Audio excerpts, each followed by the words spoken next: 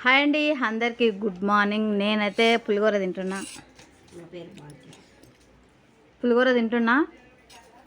ఇక పులిహోర పొద్దున్నే చేసుకొని పులిహోర తింటున్నా.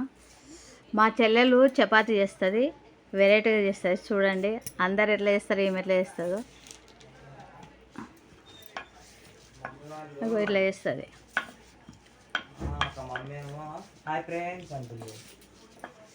చూడండి ఎట్లా చేస్తుంది అంటే ఒక చేయితో జరుపుకుంటా ఒక చేయితో చేస్తుందండి.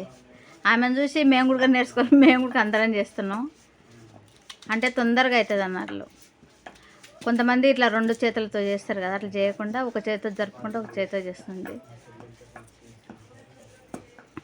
నేనైతే మార్నింగ్ పులిహోర తింటున్నా. పులిహోర చేసుకున్నాం, తింటున్నా నేనైతే.